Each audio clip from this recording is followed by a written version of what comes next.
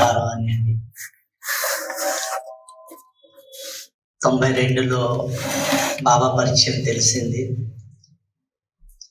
ఆ సమయంలో ఇంటర్మీడియట్ చదువుకుంటూ ఉండేవాడిని అనమాట. బాబా తాలూకా 7 days కోర్స్ పుస్తకం ఎవరో నాకు ఇచ్చారు. అది చదువుతూ ఉంటుంటే అందులోని శబ్దాలు కొన్ని నాకు చాలా ఆకర్షించాయి అన్నమాట. పరంపిత పరమాత్మ, పరంధామము, జ్యోతి బిందు స్వరూపుడు, ఈ శబ్దాలు నాకు కొద్దిగా కొత్తగా అనిపించేవి అనమాట. ఇవి ఒక ఆకర్షణీయంగా ఉండేవన్నమాట. ఆ తర్వాత మెల్లమెల్లగా ఈ జ్ఞానం గురించి తెలుసుకోవడం జరిగిన తర్వాత ఒకవైపు చదువు కూడా చదువుతూ ఉండేవాడిని, ఇంకొక వైపు రోజు సెంటర్కి వెళ్ళి జ్ఞానం వినడం కూడా జరుగుతూ ఉండేది. ఇట్లా చేస్తూ మొట్టమొదటిసారి అరకు దగ్గర అనంతగిరి అని ఉందన్నమాట, విశాఖపట్నం డిస్ట్రిక్ట్. అక్కడ బట్టీకి వెళ్ళడం జరిగిందనమాట. అక్కడ కేవలం కుమారి తలుగా బట్టి జరిగింది. అందులో మేము వెళ్ళడం జరిగింది. ఆ బట్టీలో చాలా మంచి అనుభవం చేసుకున్నాను. అనుభవం చేసుకున్న తర్వాత అక్కడ ఆ సమయంలో ఏంటంటే నాకు హిందీ ఆల్రెడీ అంత ముందు నుండే వచ్చి ఉండేదన్నమాట. హిందీ చదువుకున్నాను. అయితే ఆ సమయంలో ఏంటంటే ఒక కొత్త క్యాసెట్ రిలీజ్ అయిందనమాట, స్మృతి పుష్ప 6. అందులో మొదటి పాట అనమాట, జ్యోతి బిందు పరమాత్మసే, అంటే ప్రభుకి ప్రాప్తిగా మూల మంత్ర హే సంపూర్ణ సమర్పణ. అందులో ఒక లైన్ వస్తుంది అన్నమాట. అంటే పరమాత్మ తండ్రిని మనం ప్రాప్తి చేసుకోవాలంటే దానికి ఒకటే మంత్రం, సంపూర్ణ సమర్పణ. అయితే ఆ పాట విన్న తర్వాత మాటికి ఆ పాట వింటూ ఉండేవాడిని. దానివల్ల నా మనసులో ఒక భావం ఏర్పడింది, నేను కూడా పరమాత్మకి నా జీవితాన్ని పూర్తిగా అర్పణ చేయాలి అనేటటువంటి సంకల్పం ఆ 3 రోజుల బట్టీలో నాలో మారుమూరుతూ ఉండేదన్నమాట. ఆ తర్వాత బట్టి పూర్తి అయిపోయిన తర్వాత వాళ్ళు అక్కడ అన్నయ్య గారు అనుభవం చెప్పమన్నారు. అక్కడ వాళ్ళందరూ అనుభవం చెప్పమంటే నాకు అది మొదటిసారి అనమాట, జ్ఞానంలో కూడా కొత్త. కానీ బాబాకి నా భవిష్యత్ ఏంటో తెలుసు. నేను అక్కడ వాతావరణం బట్టి నేను అన్నాను, ఇక నా జీవితాన్ని నేను కుమార్గానే ఉంచుకుంటాను, అదర్ కుమార్ కాను. రెండవది ఏమన్నానంటే, మేము ఉండే స్థానాన్ని మినీ మధుబన్గా తయారు చేస్తాం అన్నాం. అంతవరకు మధుబన్ ఏంటో నాకు తెలియదు, మధుబన్ నేను చూడలేదు. కానీ నా నోటి నుండి ఆ శబ్దం వచ్చింది, నేను ఉండే స్థానాన్ని మినీ మధుబన్గా తయారు చేస్తామని. అది అయిన తర్వాత చూడండి, ఈ బట్టి జరిగింది 93లో. అప్పటికి మధుబనే ఉండేది, జ్ఞాన్ సరోవర్ కూడా తయారు కాలేదు. జ్ఞాన్ సరోవర్ కూడా ఇంకా ప్రారంభం కాలేదు. కానీ బాబాకి అంత మన భవిష్యత్తు తెలుసు అనమాట. అది అయిన తర్వాత ఇన్ని సంవత్సరాలు గడిచిపోయిన తర్వాత ఈ రోజు నేను ఏదైతే స్థానంలో ఉన్నానో అది మినీ మధుబన్ అనమాట. ఆ రోజు నేను ఆ సంకల్పం చేశాను, కానీ నేను తయారు చేయలేదు. కానీ బాబా నన్ను తీసుకెళ్ళి మినీ మధుబన్లో పెట్టారు. అంటే మనం నిస్వార్థ భావంతో, సంపూర్ణ సమర్పణ భావంతో ఏదైతే సంకల్పం చేస్తామో బాబా అది పూర్తి చేస్తాం. ఇది ఉదాహరణ అనమాట. ఇక కుమార్గానే ఉన్నాను అప్పటి నుండి. మొట్టమొదటి ఏంటంటే చదువుకుంటూ ఉండే సమయంలోనే ఈ జ్ఞానం తెలిసిన తర్వాత చదువు మీద కొద్దిగా శ్రద్ధ తగ్గిపోయింది. ఈ జ్ఞానము, ఈ సేవ పట్ల ఎక్కువగా రుచి పెరిగింది అనమాట. పెరిగిన తర్వాత సమయంలో నేను చదువు విడిచిపెట్టేస్తాను. చదువు విడిచిపెట్టేయడంతో నా పరిస్థితి ఎట్లా ఉండేదంటే, ఏమి చేయాలి ఏంటి అనేది తెలిసేది కాదన్నమాట. అంటే ఒక కన్ఫ్యూజన్ అనమాట. నా లైఫ్ తాలూకు దిశ ఏంటి అనేది నాకు అర్థమయ్యేది కాదు. అటువంటి సమయంలో మన లీలక్కయ్య గారు అక్కడ ఉండేవారు అనమాట. ఆ ఆధ్వర్యంలో నేను మధుబన్ వెళ్ళడం జరిగింది. మధుబన్ మొట్టమొదటిసారి 94లో వెళ్ళాను. అప్పుడు జ్ఞాన్ సరోవర్ కన్స్ట్రక్షన్ ప్రారంభమైందనమాట. మీరందరూ మధుబన్ చూసారా? అయితే చూడండి, బాబాకి నా భవిష్యత్తు తెలుసు. అనుకోకుండా నాకు ఒక ఎలక్ట్రికల్ డిపార్ట్మెంట్లో సేవ దొరికింది. చాలా ఉమంగంతో 200 మంది కుమార్స్ ఉండేవాళ్ళం. ఆ సమయంలో అన్ని పనులు చేసేవాళ్ళం అనమాట. చాలా ఉమ్మంగంతో సేవ చేసాం. ఆ చేస్తూ చేస్తూ నేర్చుకున్నాను అనమాట. ఎలక్ట్రికల్ పని కొద్ది కొద్దిగా నేర్చుకున్న తర్వాత ఆ రోజు బాబా ముందు సంకల్పం చేశాను. బాబా, మీరు ఏదైతే నాకు ఈ సేవ కార్యం నేర్పించారో నేను ఇది మీ కార్యంలోనే ఉపయోగిస్తాను. అది ఆ రోజు నిస్వార్థ భావంతో నేను సంకల్పం చేశాను. ఈ రోజు నేను అక్కడ నుండి వచ్చిన తర్వాత నేను సెంటర్స్లో ఆ సేవ చేయడం ప్రారంభించాను. శ్రీకాకుళం, విజయనగరం, విశాఖపట్నం ఈ 3 జిల్లాల్లో ఎక్కడ ఏ సెంటర్లో ఇటువంటి సేవ ఉంటే వెళ్ళి చేసేవాడిని అనమాట. అయితే ఈ సేవ చేయడం వల్ల నాకు లభించింది ఏంటి లభించింది? ధనం లభించలేదు, కానీ అంతకంటే గొప్పది లభించింది. ఏంటంటారు? సంతోషం అయితే అలాగా లభించింది, కానీ అక్కయ్య తాలూకా ఆశీర్వాదాలు లభించింది. ఈరోజు నేను హ్యాపీ, చాలా సంతోషంగా సంతృప్తిగా ఉన్నాను, నిశ్చింతగా ఉన్నానంటే వీటన్నిటికీ మూలం ఆశీర్వాదాలు అన్నమాట. ఈ ఆశీర్వాదాల బలంతో నేను ఈ రోజు వరకు నడుస్తాను. అయితే చూడండి, ఆ ఆశీర్వాదాలు అక్కడితో ఆగలేదు, ఇంకా ఎంత తీసుకెళ్ళాయి. ఈ రోజు నేను ఏదైతే ఢిల్లీలో ఓం శాంతి రిట్రీట్ సెంటర్, ఎవరైనా చూసారా? మీరు ఎవరైనా? ఎవ్వరూ రాలేదు. మీరు చూసారా? ఒక్కరే చూసారు. 28 ఎకరాల స్థలంలో ఉంది. జ్ఞాన సరోవర్కి ఏమీ తీసిపోదన్నమాట. మీరు భవిష్యత్తులో స్వర్గాన్ని చూడాలంటే అదొక మోడల్ అనమాట. మీరు భవిష్యత్తులో స్వర్గం చూడాలంటే అదొక మోడల్ అనమాట. అక్కడ మీరు చూసినట్లయితే నెమలు నాట్యం చేస్తే మీ ఎదురుగానే నాట్యం చేస్తూ ఉంటాయి. అంత ప్రశాంతమైన ప్లేస్ అన్నమాట. పురుషార్థానికి నెంబర్ 1 ప్లేస్. అటువంటి స్థానంలో మొత్తం అక్కడ ఉండేటటువంటి ఎలక్ట్రికల్ సిస్టమ్, సోలార్ సిస్టమ్ అంతా చూసుకునేటటువంటి బాధ్యత బాబా నాకు అప్పచెప్పారు. చూడండి, ఏమీ చదువుకోలేదు, కేవలం నా మనస్సు బుద్ధిని, నేను అన్నాను కదా, భగవంతుని ప్రాప్తి చేసుకోవాలంటే ఒక్కటే మంత్రం ఏంటి? సంపూర్ణ సమర్పణ. కేవలం నా మనస్సు బుద్ధిని బాబాకి అప్పచెప్పాను. నేను ఇంకేమీ ఆలోచించలేదు. అతను నన్ను ఆ విధంగా తయారు చేశారు. అదే విధంగా మీరు కూడా ఇప్పుడు చేయాలి. ఏంటి చేయాలంటే, నా అనుభవంతో మీకు చెప్తుంది ఏంటంటే, బాబా ఏమంటారంటే, ఈ సృష్టిని పరివర్తన చేయడానికి బాబా నిరాకారుడు, ఆయనకి ఆధారం కావాలి. మరి ఆధారం ఎక్కడి నుండి వస్తుంది? బ్రహ్మతను ఉండేది, ఆయనైతే వెళ్ళిపోయారు. ఇంకెవరు ఉన్నారు ఇప్పుడు? ఎవరున్నారు? బ్రహ్మ పిల్లలు అంటే ఎవరు? మీరు, మేమే అనండి, మేమే. అవునా? అయితే మరి మీరు ఎలా సేవ చేస్తారు? బాబాకి ఏ విధంగా సహాయం చేయగలరు? ఏ విధంగా సహాయం చేస్తారు చెప్పండి? అది స్వపరివర్తన, విశ్వ పరివర్తన. కానీ బాబాకు కావాల్సింది ఏంటంటే మన మనస్సు బుద్ధి. ఈ సృష్టిని పరివర్తన చేయాలంటే మీరు ఎంత జ్ఞానం వినిపించినా అర్థం కాదు. నిన్నటి మురళిలో కూడా బాబా స్పష్టంగా చెప్పారు, మనసుల్లోని వినే శక్తి లేదు, అర్థం చేసుకునే శక్తి లేదు. వాళ్ళకి శక్తి కావాలి, వాళ్ళకి కర్రవతనివ్వాలి. వరదానంలో చెప్పారు కదా నిన్న. అయితే ఏంట కర్రవత? ఏమీ లేదు. ఉదయాన్నే లేచి బాబా ముందు కూర్చోవాలి. బాబా ముందు కూర్చోవాలి. కూర్చొని మీ మనస్సు బుద్ధిని బాబా ముందు ఏకాగ్రం చేయాలి. చేయగలరా? ఆ మనస్సు బుద్ధి ఆ సమయంలో మీరు చూసుకోవాలన్నమాట. ఏ దేహదారుల మీదకి వెళ్ళడం లేదు కదా,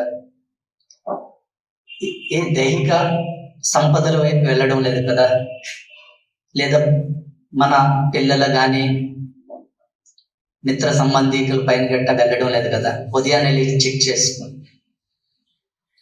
ఒకవేళ వెళ్ళలేదనుకోండి, ఆ సమయంలో బాబా కూడా పైనుండి చూస్తారు. అమృత వేళ సమయం ఎవరి మనస్సు బుద్ధి ఎంగేజ్ లేకుండా, అంటే ఇంకెవరిలోని కలిసి లేదనుకో, ఇంకెవరిపైన ఎవరితో సంబంధం లేకుండా ఉన్నదనుకోండి, అప్పుడు బాబా మన మనస్సు బుద్ధిని స్వీకరించి ఆ మనస్సు బుద్ధి ద్వారా విశ్వంలో ఉండే అశాంతి, దుఃఖంలో ఉండే ఆత్మలకి శాంతిని, శక్తిని, సంతోషాన్ని ఇస్తారు. ఇదండి అసలైన సేవ.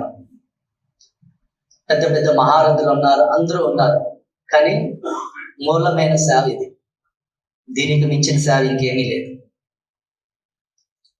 ఇది చేయడం కష్టమా? చేయగలరా? ఎవరెవరు చేయగలరండి? చేస్తున్నారు. ఇంకా కొంతమంది చేతులు ఎత్తలేదు, ఏమో వాళ్ళకి ఇంకా సంశయం ఉంది అనుకుంటా, చేయలేరు అనిపిస్తుందా? ఏమీ లేదమ్మా, ఇందులో ఏమిటి కష్టం ఉంది చెప్పండి? బాబా చూడండి, బాబా ఎవరు? మన తండ్రి కదా, అవునా? అవునా? పిల్లలు కష్టపడితే మీరు చూసి ఓర్చుకోగలరా? తట్టుకోగలరా? మరి మీరు కష్టపడితే బాబాకు నచ్చుతుందా? కనుక అతను ఎప్పుడు మనకు కష్టమైన మార్గం చెప్పరు, మనకి చాలా సహజమైన మార్గమే చెప్తారు. చాలా సహజం. కేవలం ఏమంటే మీరు వచ్చి నా ఎదురుగా కూర్చోండి చాలు. మీరు కూర్చుంటే చాలు. ఆయనకి ఎంత ఆనందం అనిపిస్తుంది అంటే, ఈ విధంగా మీ పిల్లలు మీ ఎదురుగా కనిపిస్తే మీకు ఎలా సంతోషం అనిపిస్తుందా? ఎంత సంపాదించి పెడుతున్నారని మీరు ఆలోచించరు, వాళ్ళు నా ఎదురుగా తిరుగుతూ ఉంటూ చాలు. అవునా కాదండి?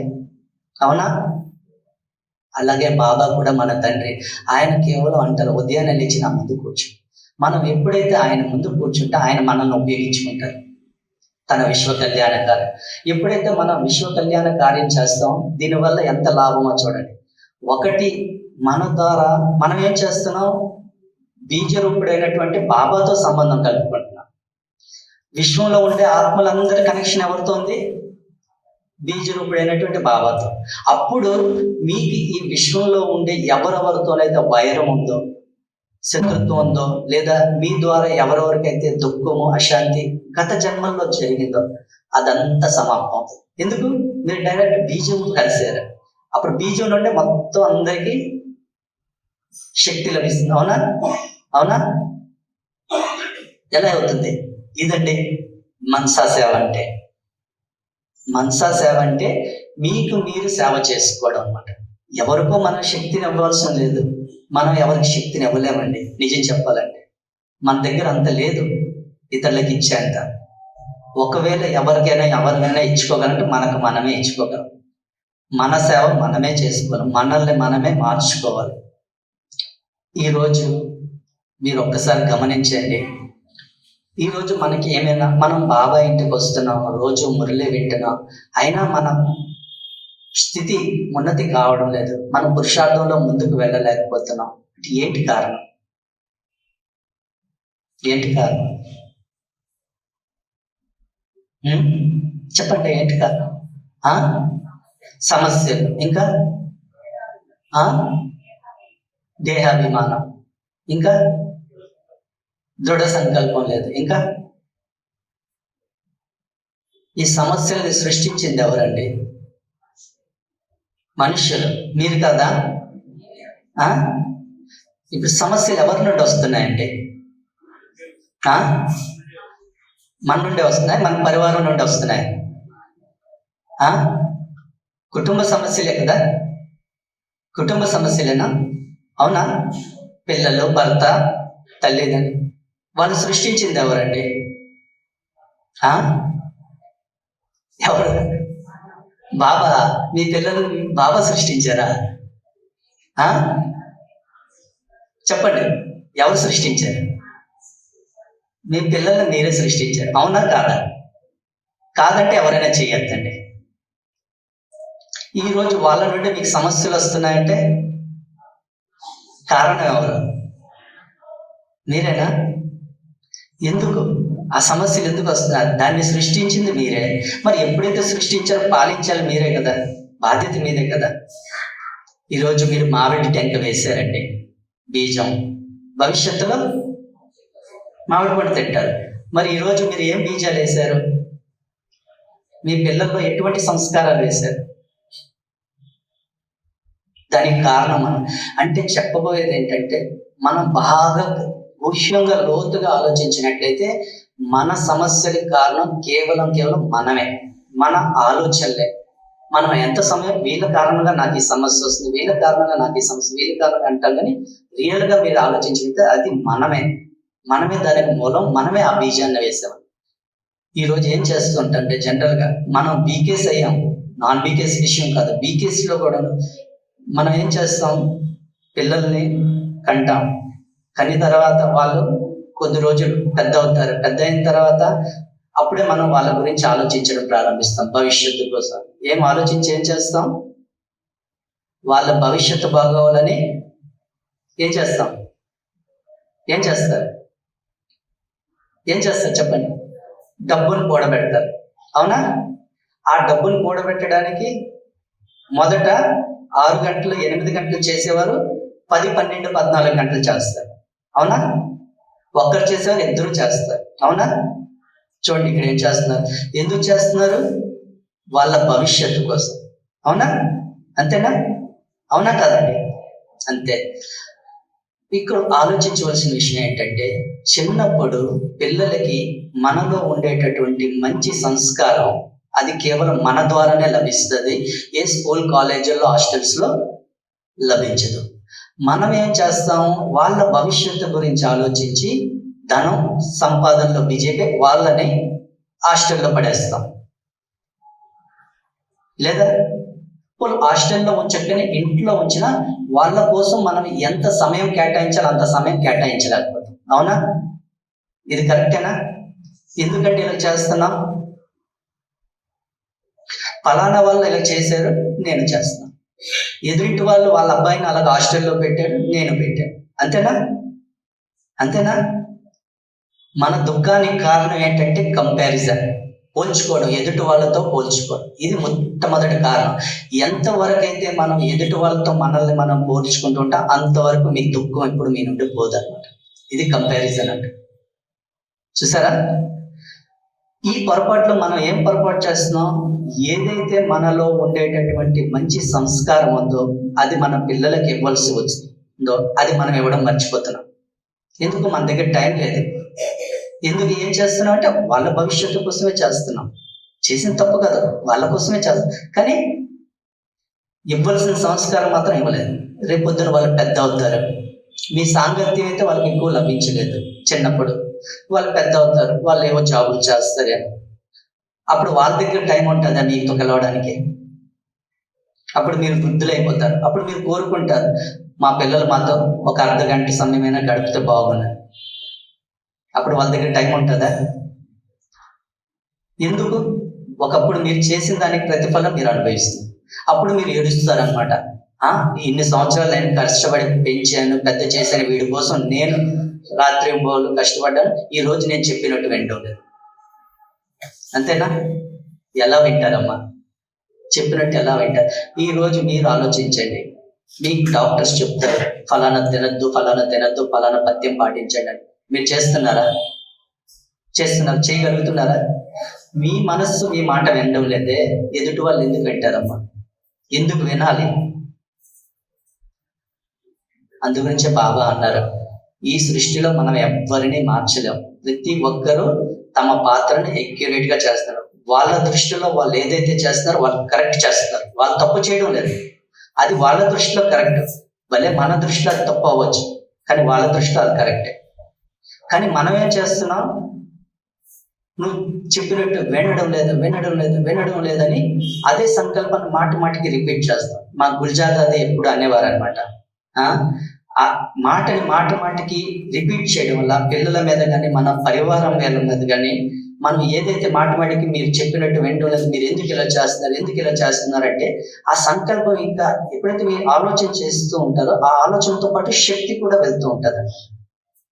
శక్తి కూడా, ఆ శక్తి వాళ్ళకి ఇంకా శక్తివంతంగా చేస్తూ ఉంటుంది. వాళ్ళు ఇంకా అది చేస్తూ ఉంటారు, మారరు.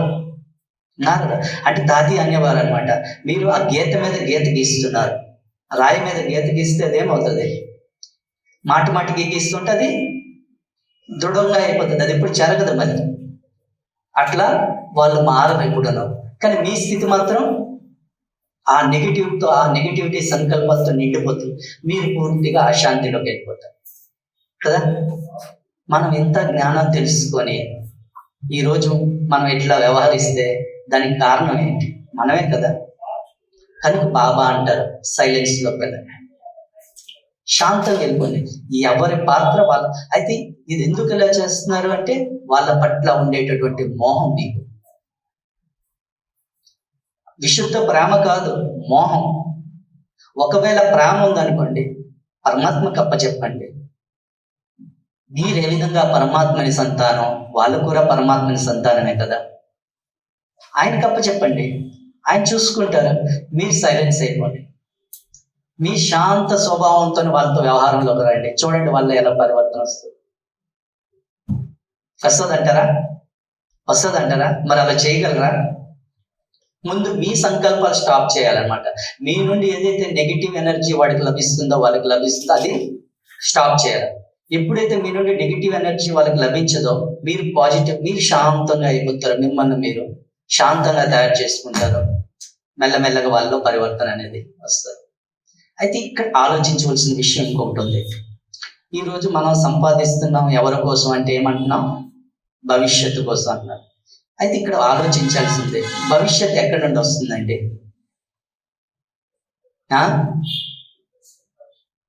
మనం చేసేది భవిష్యత్తు కదా. భవిష్యత్తు ఎక్కడి నుండి వస్తుందండి? చూడండి ఎంత విచిత్రంగా ఉంటుందంటే, ఈరోజు మనం ఏం చేస్తాము? మొదటే సంకల్పం చేస్తాం. ఇతరులను చూసి మనం సంకల్పం ఏమని చేస్తాం? నేను ముసలైపోతే నాకు ఎవరు చూస్తారు, నాకు ఎవరు చూసేవారు ఉండరు, నాకు ఏదైనా జబ్బు జ్వరం వస్తే ఎవరు చూస్తారు, అంతేనా అని కొంత డబ్బు తీసి బ్యాంకులో పెడతాం. అవునా? అవునా కాదండి? పెడుతున్నారా? అందరూ పెట్టుంటారా? కానీ మీ సంకల్పం ఏంటి అక్కడ? నాకు జబ్బు వస్తే ఎవరు చూస్తారు. చూడండి, ఆ సంకల్పంతో మీరు డబ్బు పెట్టారంటే అది ఎప్పుడు ఆ డబ్బు బ్యాంకులో ఆ డబ్బు ఉందని గుర్తొచ్చినప్పుడల్లా ఆ సంకల్పం కూడా గుర్తొస్తుంది. నా వృద్ధాప్యంలో ఎవరు చూస్తారు. నిజంగా మీరు మొదటి నుండి కోరుకుంటున్నారు, నిజంగా వృద్ధాప్యం వస్తుంది, జబ్బు వస్తుంది, ఆ డబ్బు ఖర్చు అవుతుంది. ఎందుకంటే సంకల్పం మొదటే చేశారు కదా. కానీ మీరు ఇలా కూడా ఆలోచించవచ్చు కదా, నాకేమీ రాదని, నేను ఇప్పుడు ఆరోగ్యవంతంగా ఉన్నాను, అప్పుడు కూడా నేను ఆరోగ్యవంతంగా. భవిష్యత్తు ఎక్కడి నుండి వచ్చిందండి? వర్తమానమే కదా భవిష్యత్తు, అంతే కదా. వర్తమానం ఒకవేళ మీరు మీ పిల్లలకు మంచి సంస్కారాన్ని ఇచ్చారు, మీ సంబంధాల్లో మంచి ప్రేమను పంచిపెట్టారు అనుకోండి, భవిష్యత్తులో అంతే కదా. ఇది సహజం, ఇది కర్మ ఫిలాసఫీ అనమాట. మీరు వర్తమాన సమయం మామిడి టైంకి వేశారంటే భవిష్యత్తులో అంటే ఇక్కడ చేస్తుంది ఎవరు? బీజాలు మనం ఏం వేస్తున్నాం? మన సంకల్పాలతో మనం ఏం బీజాలు వేస్తున్నాం ఉదయం నుండి రాత్రి వరకు? ఇది బాబా చూడమంటున్నారు. బాబా ఇదే చెప్తున్నారు అనమాట. ఉదయం లేచినప్పటి నుండి రాత్రి వరకు మీ సమయం ఎక్కడెక్కడ గడుస్తుంది, మీ సంకల్పాలు ఎక్కడెక్కడికి వెళ్తున్నాయి, ఒక్కసారి చెక్ చేసుకోండి. ఈరోజు బాబా అది ఎవరు తీవ్ర పురుషార్థి పిల్లల తాలూకా లక్షణాల్లో ఆ లక్షణం చెప్తారు. ఏంటన్నారు? తమతో తాము మాట్లాడుకుంటూ ఉంటారు. మరి మీరు మాట్లాడుతున్నారు అలాగా? ఈ జ్ఞాన మార్గంలోనే మీరు నిజమైనటువంటి సంతోషాన్ని ప్రాప్తి చేస్తారు. ఒక ఆత్మ సంతృప్తిని ప్రాప్తి చేసుకోవాలి అన్న ఒక తేలికదనం, ఆనందకరమైన జీవితాన్ని అనుభవించాలంటే మీతో మీరు మాట్లాడడం నేర్చుకోవాలి. ఉదయం లేచినప్పటి నుండి రాత్రి పడుకునే వరకు మనం పిల్లల గురించి ఆలోచిస్తాం, మన సంబంధికుల గురించి ఆస్తులు పాస్తులు, మన డ్యూటీ ఏదైతే మన జాబ్స్ ఏమన్నా ఆ విషయాల గురించి ఆలోచిస్తాం. ఇవేవి లేకపోతే ఇరుగు పొరుగు వారి గురించి ఆలోచిస్తున్నాం. అంటే మన సంకల్పాలు అటు అటు అటు వెళ్తున్నాయి. ఆ సంకల్పాలతో పాటు మన శక్తి కూడా అలా విభజింపబడుతుంది నలువైపులా. సాయంకాలం వచ్చి బాబా ముందు కూర్చొని బాబాను తలంపు చేయాలనుకుంటాం. అప్పుడు బుద్ధి ఎగరాలనుకుంటుంది, మనసు ఎగరాలనుకుంటుంది, కానీ శక్తి లేదు. ఉదయం అంతా ఖర్చు పెట్టేస్తాం ఇక్కడ అక్కడ. అవన్నీ మళ్ళీ కిందకే లాగుతూ ఉంటాయి, పైకి వెళ్ళలేకపోతాం. బాబాను తలంపు చేయలేకపోతే మళ్ళీ ఒక నిరాశ అనేది వచ్చేస్తుంది. అవునా కదా? అవునా? అంటే మూలం ఎవరం అయ్యాం. అప్పుడు మళ్ళీ మనం అనుకుంటాం వీళ్ళు అని. మూలం మనమే. అందు గురించే బాబా చెప్పారు, పరివర్తన అనేది మొట్టమొదట మన నుండి ప్రారంభం కావాలి. ఎంతవరకు మనం పరివర్తన కామో అంతవరకు మన పరివారంలో ఎవ్వరూ మన మాట వినరు. వాళ్ళు మారరు. మీరు ఎంత చెప్పండి, ఏం చేసుకోండి, వాళ్ళు మార్పు రాదు. మీలో మార్పు వచ్చినప్పుడు సహజంగా వాళ్ళు మిమ్మల్ని గుర్తిస్తారు. మీరు వద్దన్నా సరే వాళ్ళు మీ వెంట వస్తారు. అవునా కాదండి? అయితే మనం మార్పు కావడానికి ఈరోజు మీకు జ్ఞానం అయితే ఉంది, మీలో తెలివి లేదని లేదు. బాబా చెప్పిన విషయాలన్నీ మీకు తెలుసు, ఏం చేయాలని తెలుసు. కాకపోతే ఇక్కడ ఏంటంటే ఆ చేయడానికి కావాల్సిన శక్తి లేదు. ఆ శక్తి ఎక్కడ నుండి లభిస్తుంది? సర్వశక్తివంతుడైనటువంటి తండ్రితో సంబంధం పెట్టుకోవడం. అది అక్కయ్య గారు ఈరోజు మొబైల్ కూడాను 1 గంట ఛార్జ్ చేస్తే 23 గంటలు పనిచేస్తుంది. అట్లా ఉదయాన్నే లేచి మనం బాబా ముందు కూర్చుంటే 1 గంట సమయం బాబా ముందు కూర్చుంటే 23 గంటలు మనం సురక్షితంగా ఉంటుంది. బాబా ఎవరమ్మా? ఎవరు? మన తండ్రి కదా. చిన్నపిల్లలు మీ ఎదురుగా వచ్చి కూర్చుంటే మీకు ఎలా అనిపిస్తుందమ్మా? వాళ్ళు ఏవేవో మాట్లాడారు అనుకోండి, ఎలా అనిపిస్తుంది మీకు? సంతోషం అనిపిస్తుందా? అవునా? ఇంకా ఏమనిపిస్తుంది? ఇంకేమనిపిస్తుంది? సంతోషమే అనిపిస్తుంది, ఇంకేమనిపిస్తుందా? వినాలనిపిస్తుంది. చూసారా, కరెక్ట్ చెప్పారు. వాళ్ళు మాట్లాడుతుంటే అది ఏం మాట్లాడుతున్నాడో వాడికి తెలియదు, కానీ మీకు వినాలనిపిస్తుంది. అవునా? ఇంకా ఏమనిపిస్తుంది చెప్పండి, గుర్తు చేసుకోండి ఒకసారి మీ చిన్నపిల్లల తల లైఫ్ని. ఏమనిపిస్తుంది? మనం కూడా మాట్లాడాలనిపిస్తుంది. ఇంకా చిన్న పిల్లలు చాలా సంతోషం అనిపిస్తుంది. ఇంకా కౌగలించుకోవాలనిపిస్తుంది, ముద్దు పెట్టుకోవాలంటే అవుతుందా లేదా? నిజమా కాదా?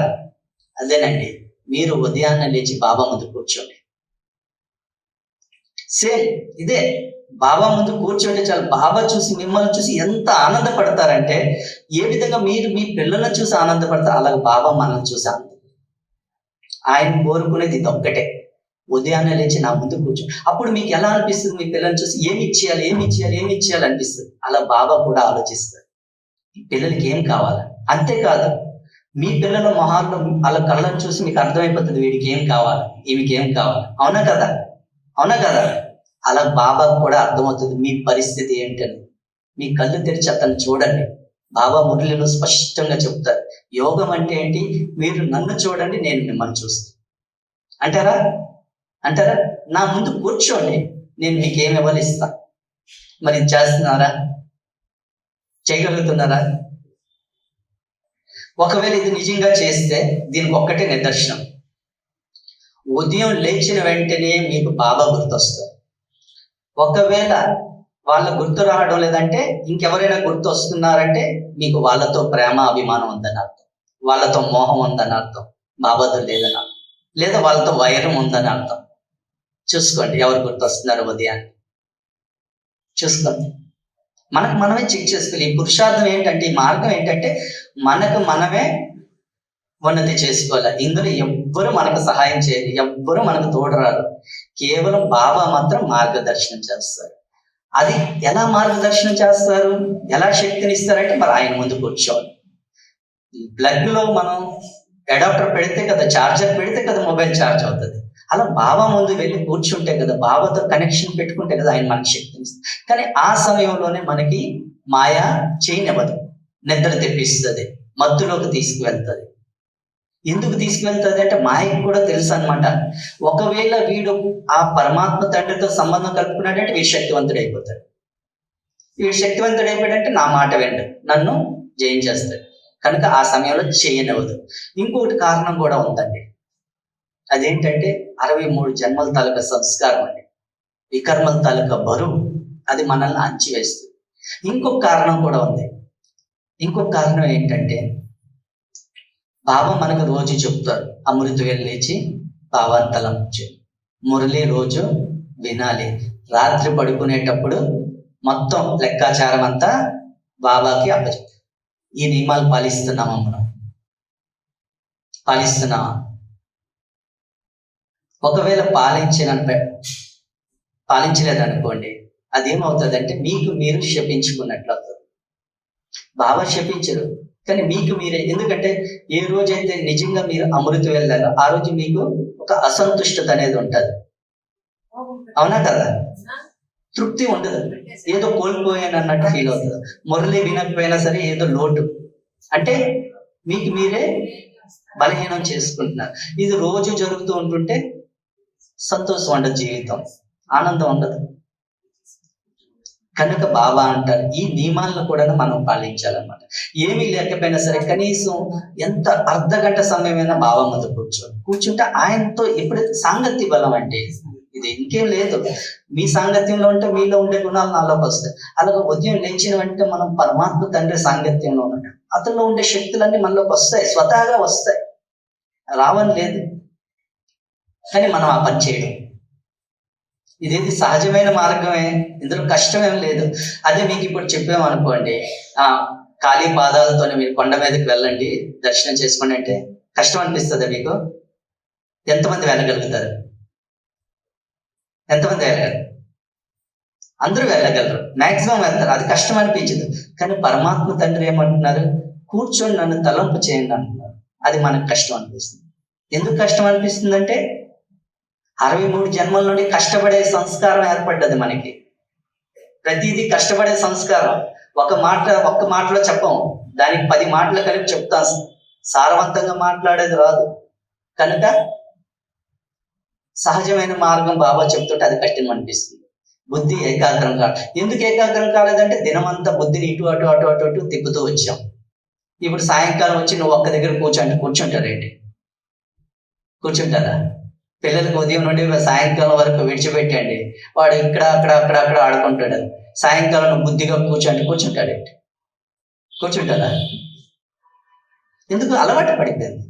ఇప్పుడు మనం ఆ బుద్ధికి మీరు అర్థం చేయించాలన్నమాట, ఆ మనసుకు మీరు అర్థం చేయించాలి. ఏంటని? 23 గంటలు 24 గంటల్లో 1 గంట సమయం ఇది బాబా కోసం.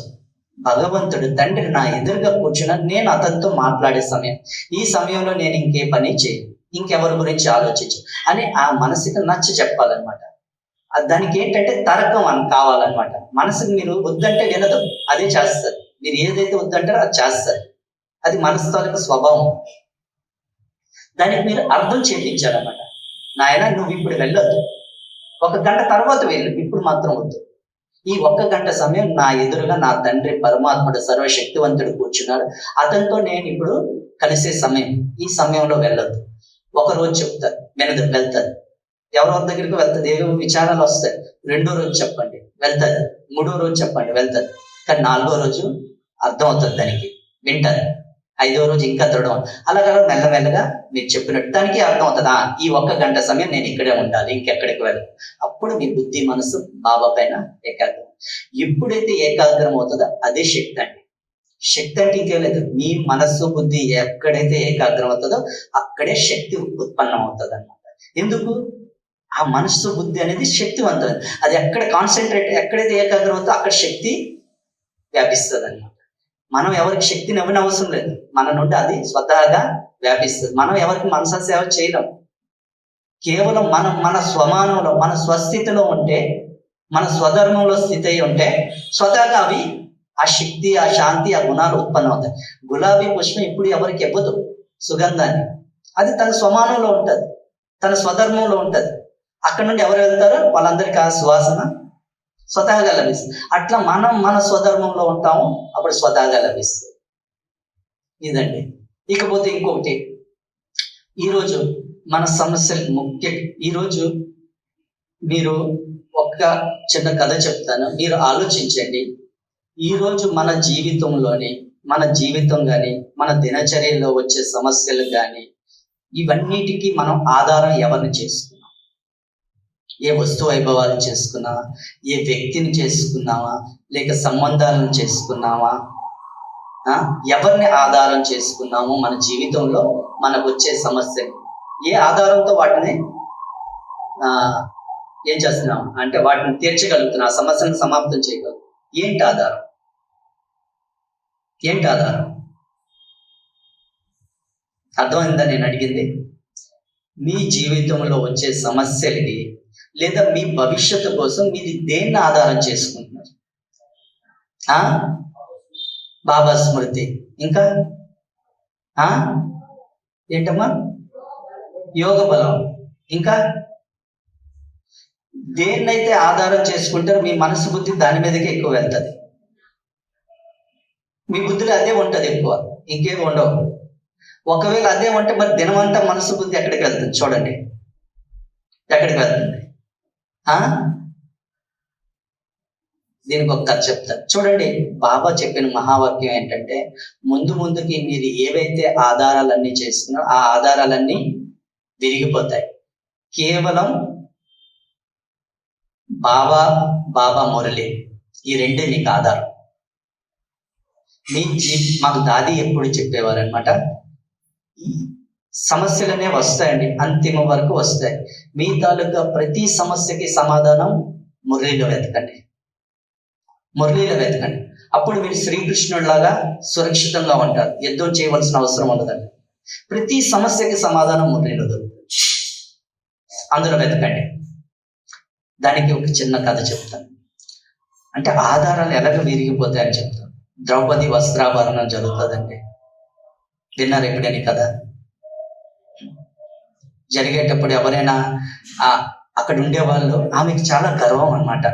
ఏంటని, నా భర్తలు మహావీరులు, సర్వశక్తివంతులు, ఆ సమయంలో వాళ్ళకంటే మించిన వాళ్ళు ఆ సృష్టిలో ఎవరు లేరు, పంచ పాండవులు, ఎంతో గర్వంగా ఉండేదన్న.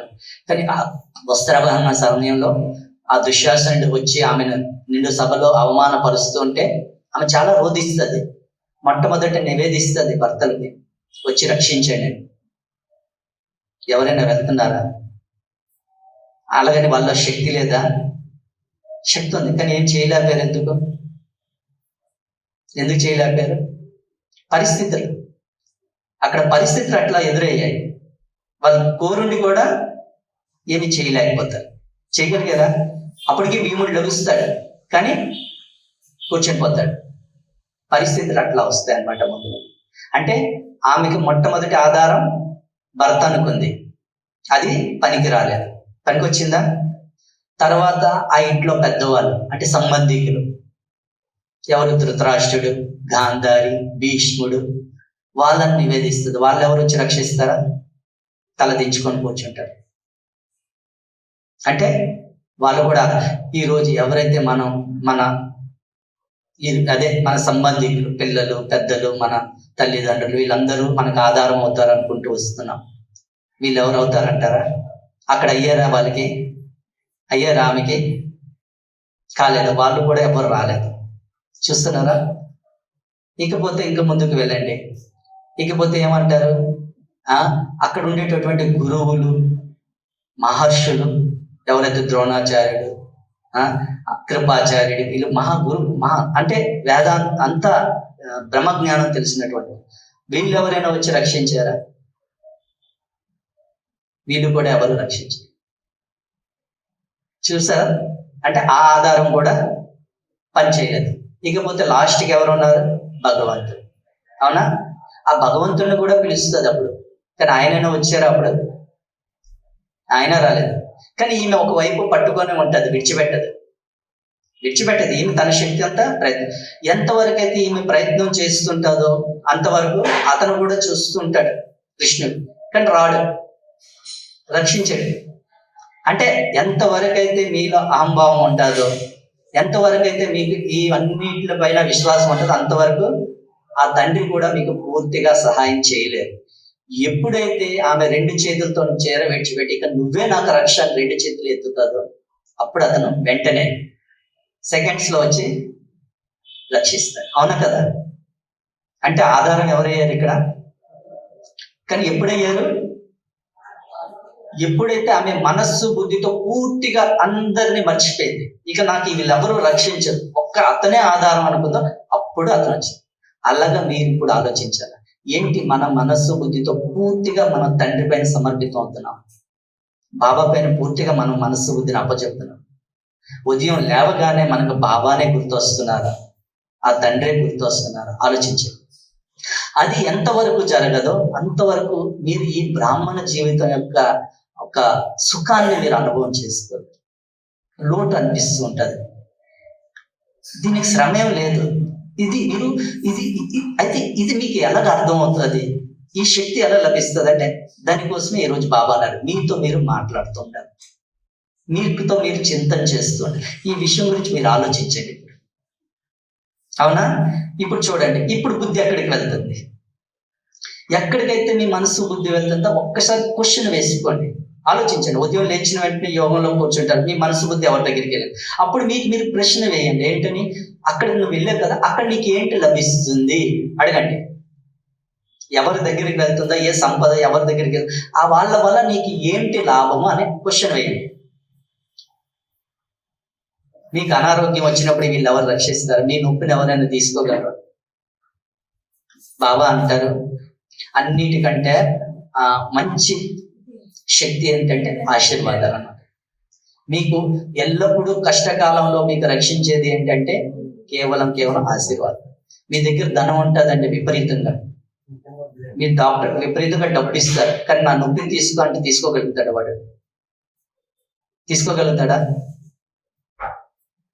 అలా అనేసి మీ ఎదురుగా పిల్లలు ఉంటారు, మనవరాలు పిల్లలు, భర్త, భార్య, వీళ్ళందరూ ఉంటారు.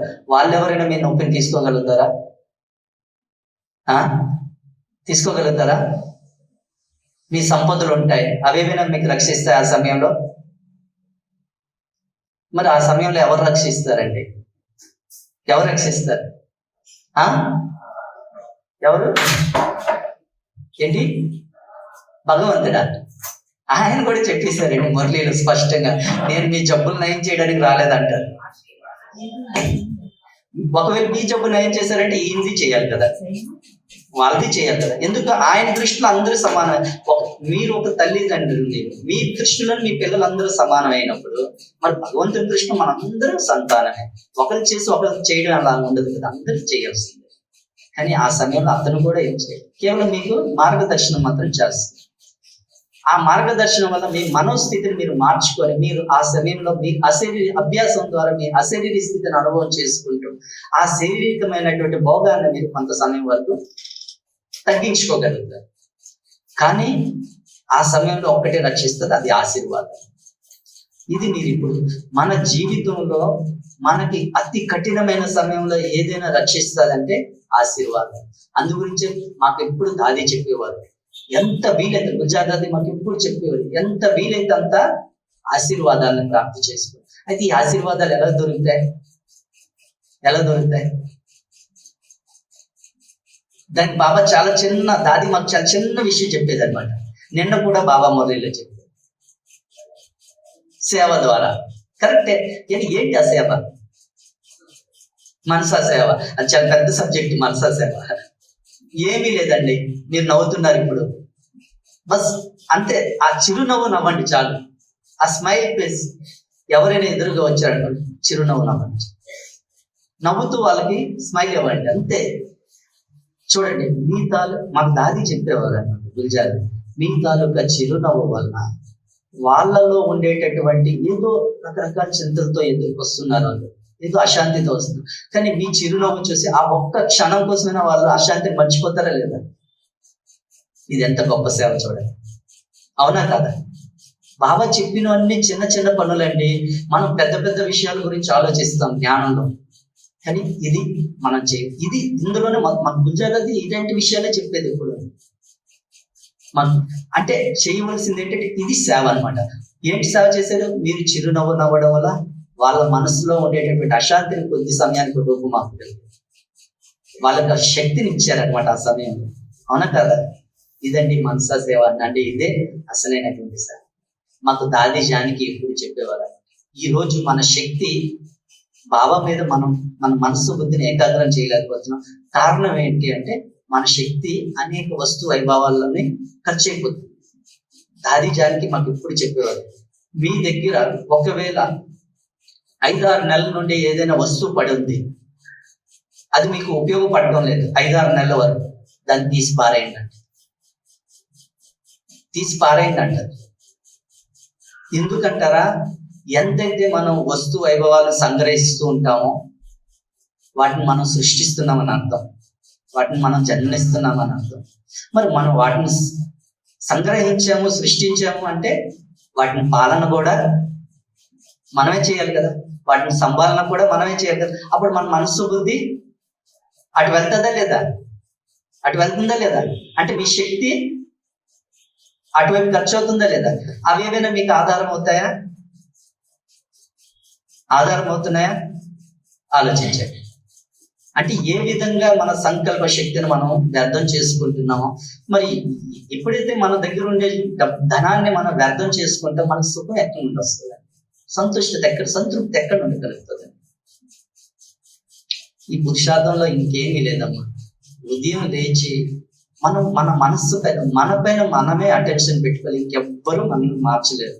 మనకు మనమే మార్చగలం ఈ సృష్టిలో. మనం ఎంత సమయం ఎదుటి వాళ్ళని మార్చాలని ప్రయత్నించేస్తాం కానీ వాళ్ళని మనం మార్చలేమన్నమాట. కేవలం బాబా చెప్తారు, ఈ సృష్టిలో ఎవరినైనా మీరు మార్చగలిగితే కేవలం మిమ్మల్ని మీరు మాత్రమే మార్చుకోగలరు. ఇంకెవ్వరు అందుగురించి అంటారు కదా, బ్రహ్మ దిగి వచ్చినా మీరు మారరు అంటారు. బ్రహ్మ కూడా ఏం మార్చలేరు మనకు మనం ఆ బ్రహ్మ జ్ఞానాన్ని తెలుసుకొని మనకు మనం మాత్రమే అయితే మనకు మనం మార్చుకోవాలంటే మనకు మనం మాట్లాడుకోవాలి. మనతో మనం మాట్లాడుకోవాలి. ఇదేనండి జ్ఞానం తాలూకా సారమంతా మనతో మనం మాట్లాడుకోవాలి.